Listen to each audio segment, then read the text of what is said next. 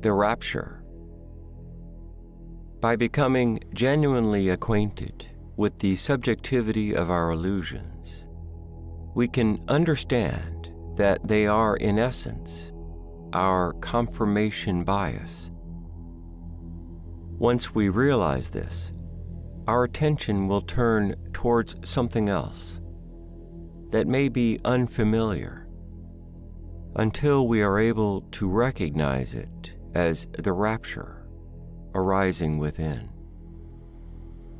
The rapture is a feeling that travels up the center of the chest, rises through the throat, and offers the sacred scriptures of the heart to be spoken.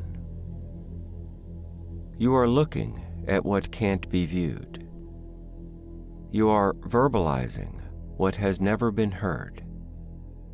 You are listening to what you are saying, and you become a conduit, an absolute reflection of the living essence of your environment. This is a natural function of an empathic human being or an earthling. You witness the rapture and faithfully follow the scriptures of your own insightful realizations in the context of what is being revealed within the sacredness of that empty moment. You feel the momentum of what you know, yet it has got nothing to do with you and everything to do with what you've received. Whenever empathic exchange occurs, the heart will immediately interpret through the excitement of communication. You hear what you are saying, but you have no idea what the essential elements of what you are going to convey will be. The other person, or the field of energy that's transmitting their vibratory essence within you, enters your internal beingness to be witnessed, and then you automatically assign words to that recalibration. If there is no content within that sphere of exchange, the empath will leave the circumstance or wait patiently for the moment to release them. You will know there is no point in pursuing that communication by the fact that there is no receptivity.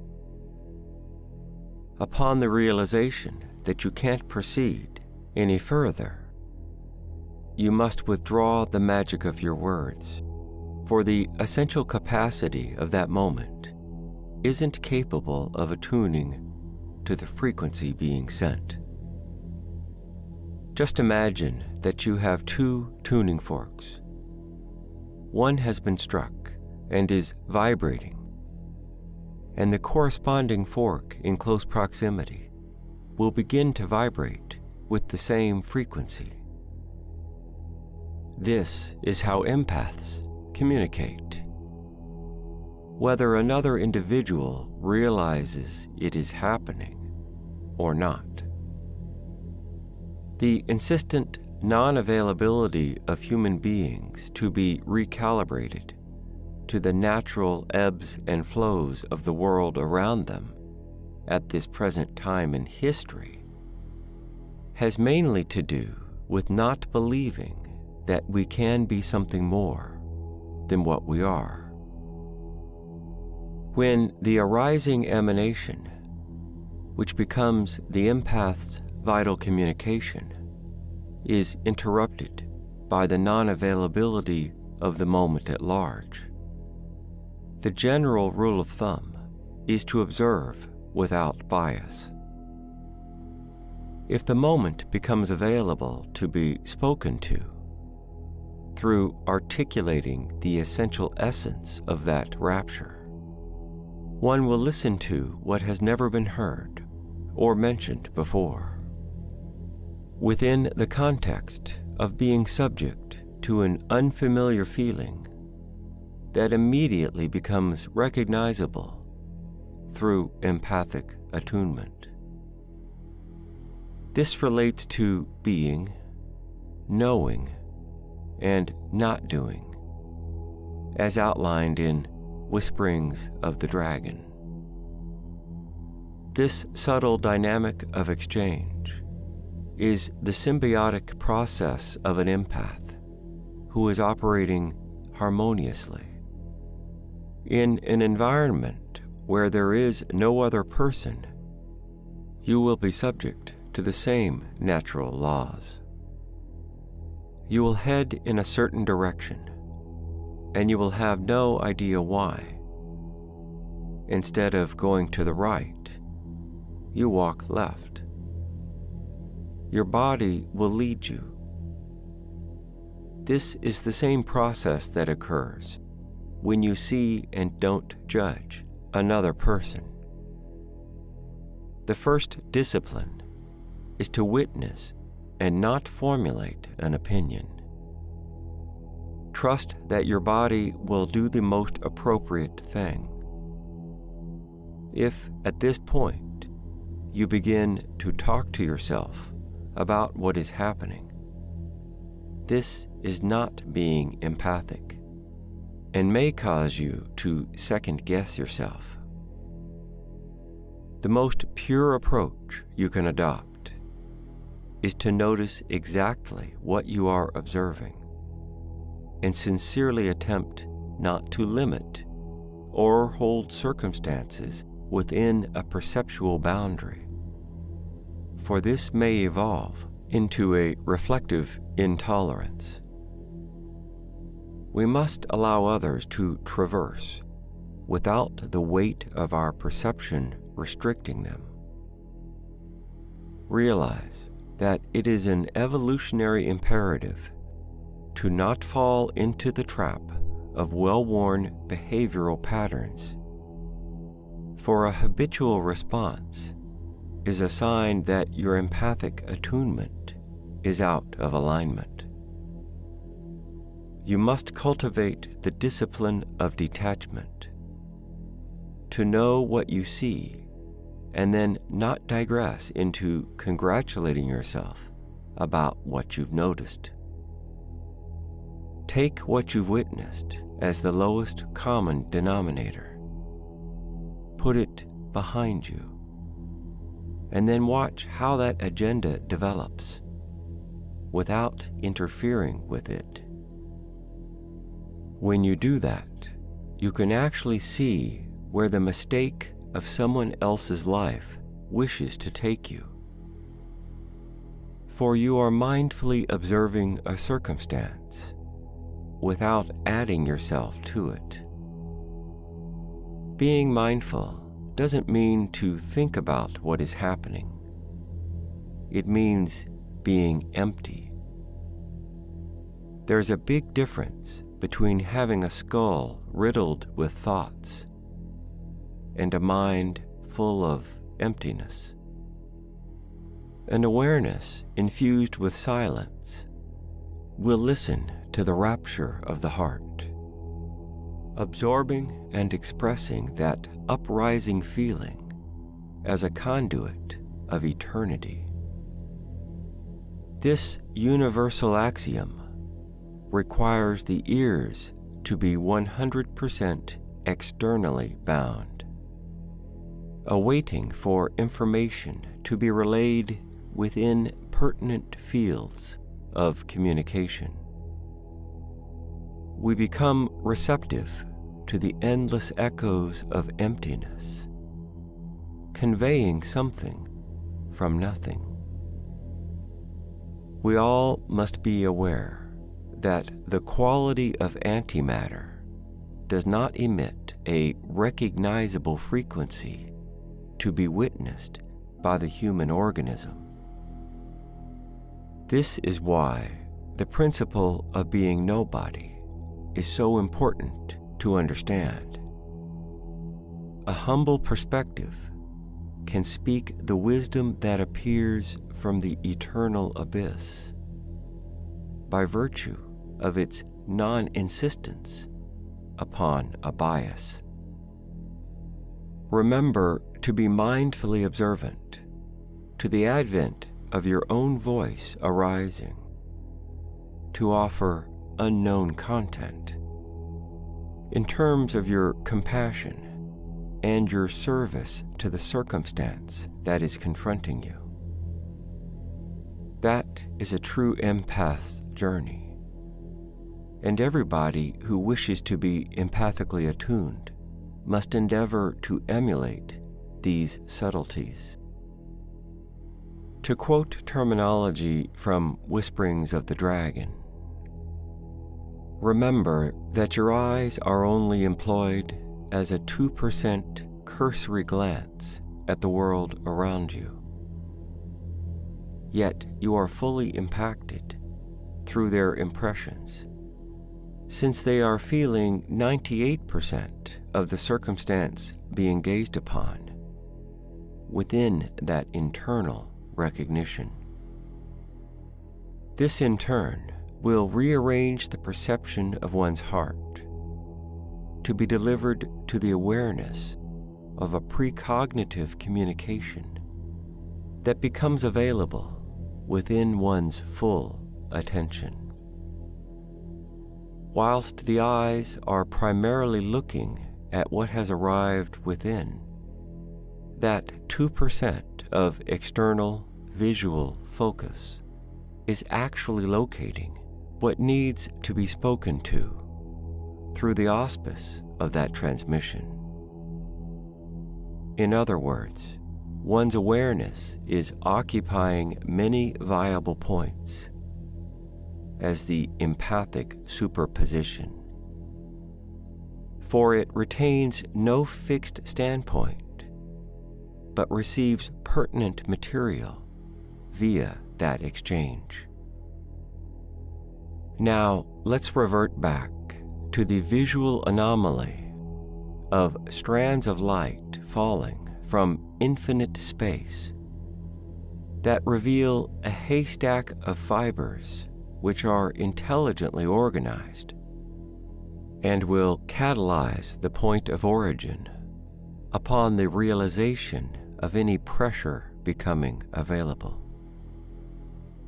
This absolutely relates to what is known as the Mandela effect, which alters the content of timelines through an intimate infusion of fractalization and a state of potentiality that implies that personal objectivity can be shifted and changed via an arbitrary constant. In other words, whatever we do has repercussions, which in turn will relay that transformation back to each source of its initial intention in multiples.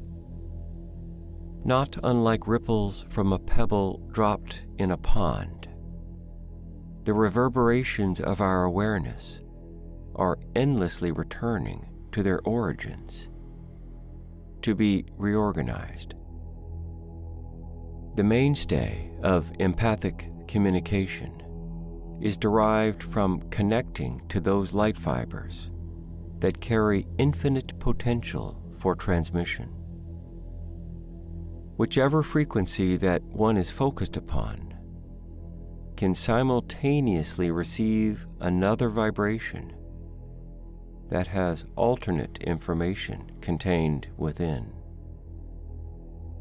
Thus, we are progressively aligned by the present reception becoming available, whilst concurrently being momentarily attuned off-site by a frequency that can't be read via the fact that our phylum cannot directly interpret this field of potentiality. And even if we imagine we could, this universal aspect would not cooperate. For the bias of our perception invariably interferes with that subtlety. Since we are being recalibrated by a phylum that we can't recognize via our social engineering. We must wait patiently to recapitulate that which is awaiting to be experienced. Our unbiased observation of what has arrived from an unknown field of origin is our empty potential, revealing itself to be witnessed. This is the result of the infusion of one's essence being influenced by antimatter. We can refer to this realm of perception as God consciousness, but it is much more than that. Its very nature is beyond imagination. This is the vital juncture of realization that collapses the bias of the previous vibration, where attention had been held. If you take into consideration that the command center is empty, then one's mindfulness becomes a conduit that refines itself by being witness to its own capacity to immediately be recalibrated via attunement, which is the catalytic point of that reception. As this phenomenon occurs, each cell then fires from its center bursts of energy that become communally contained within human form as a fractal anomaly of reception, thus revealing the centralized eternal knot, which is the heart pumping and contorting within the integration of that realization. Imagine it this way. Our cells are like billions of sentient beings pulling fibers of light, and the expression of that torsion field elastically moves the heart knot into its position of expression via the leverage obtained through the communal conductivity of the blood's awareness. Once you recognize the vibratory essence of an arrival, which becomes a perception, you are automatically released from the containment field of your previous bias. This process is not about lower or higher planes of energy in terms of progressively moving from one frequency to another. It is all about being as aware as you can be of the attunement that you are immersed within through your present observation.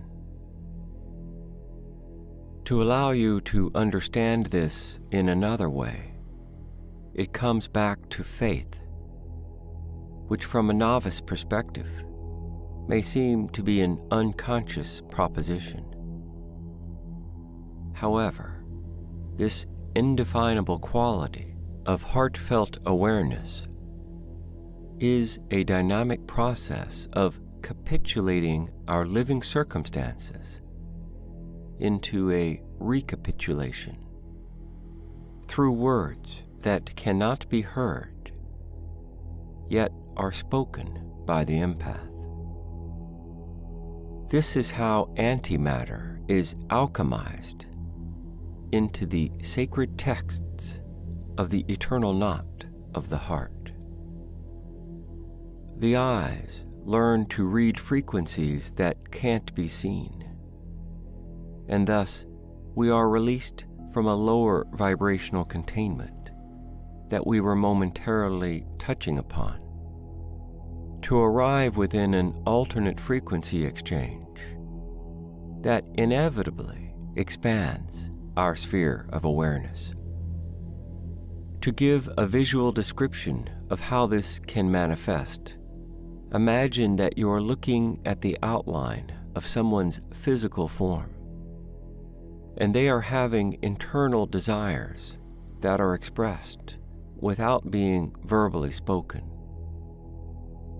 For me, how this energy exchange appears is something like an elongated playing card that pops out of the shoulder or the arm of the person I am gazing upon, which has a language that resembles Sanskrit written upon it.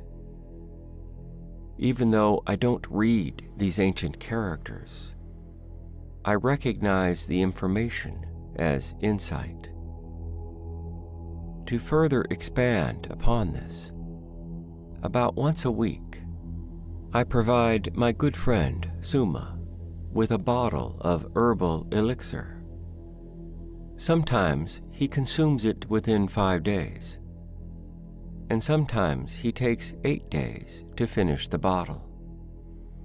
When his wife realizes the medicine is finished, while they are at home, 10 miles from where I live, she says, "You will have to ask Luhan whether he can give you another one."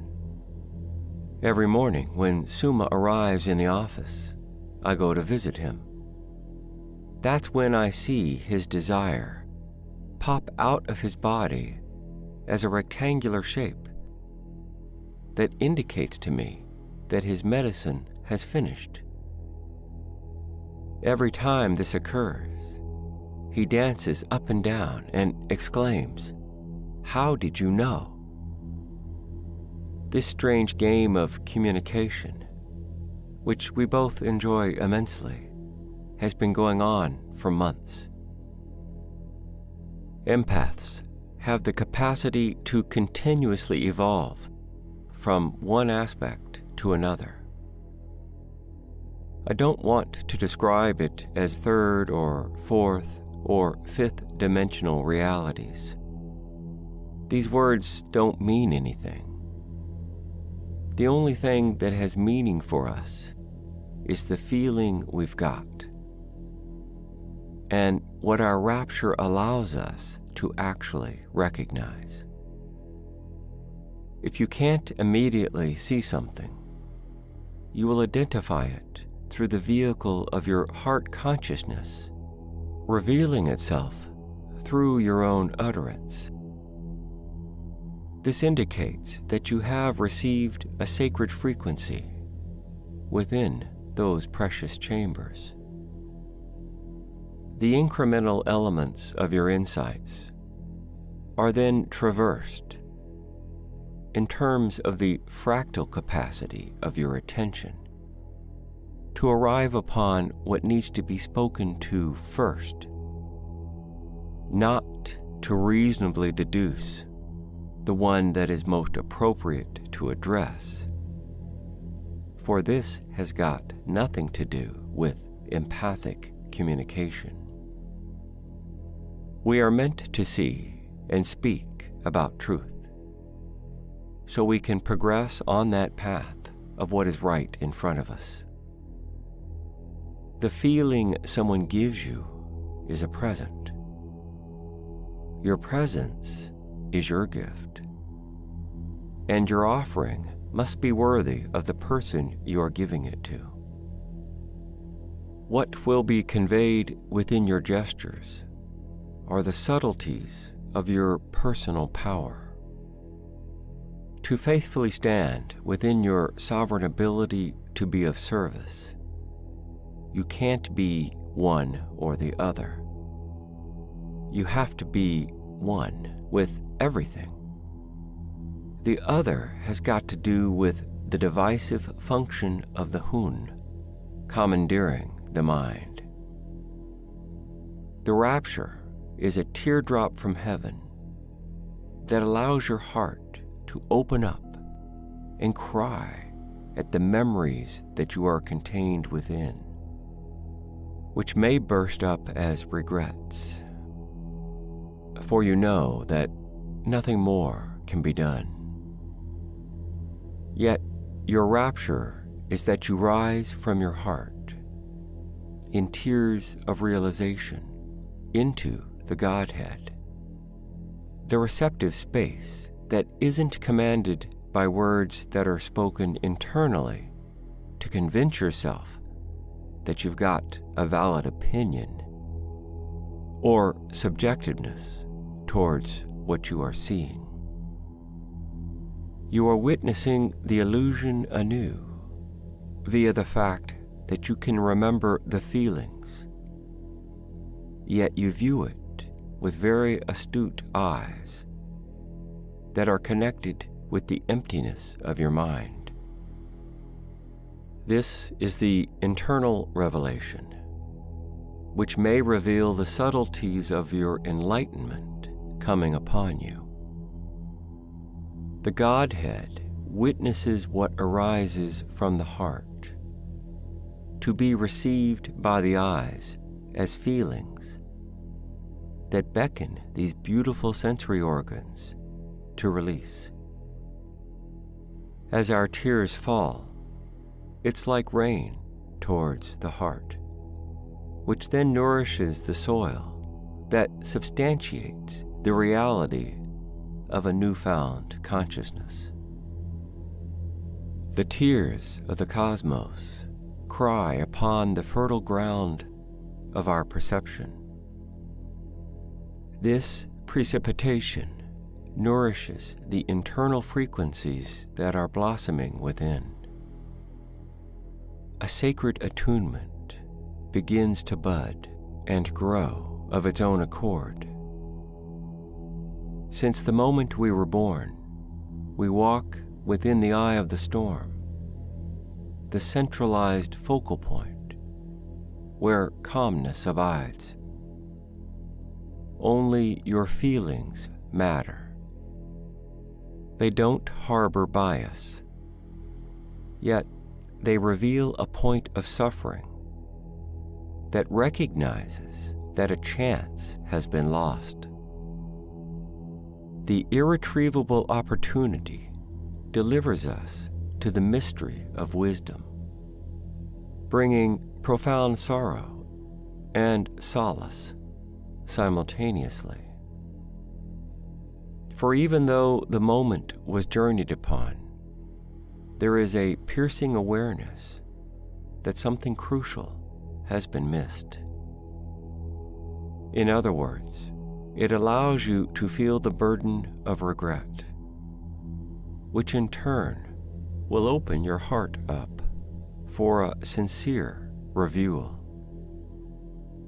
Many believe that one becomes awakened, and the rapture of our heart center is an oasis of bliss. But as you can see, something else happens.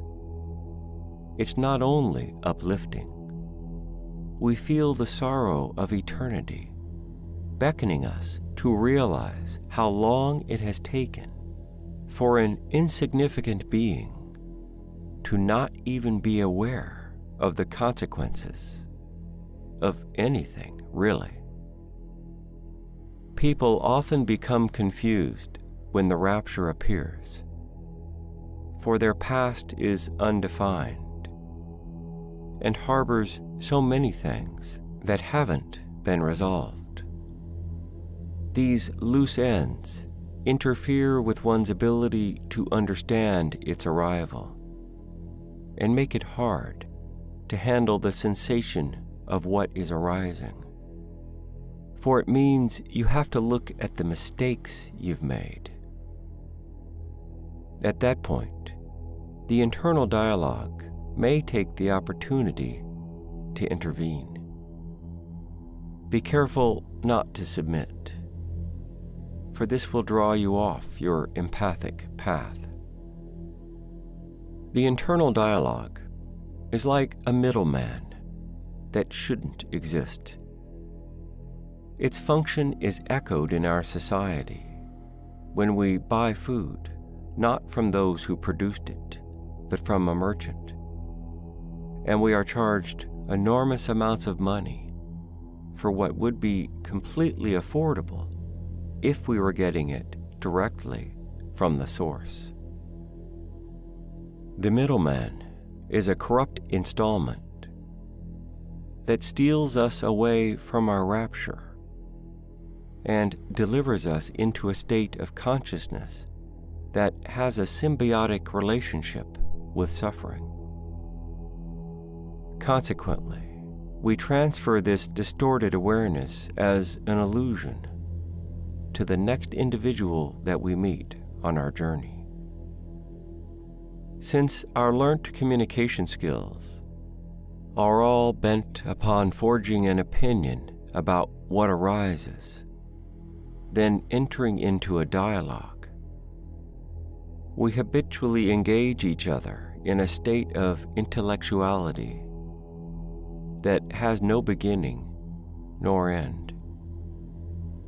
This perpetual loop endlessly renews itself as insoluble, reflective eddies of entanglement.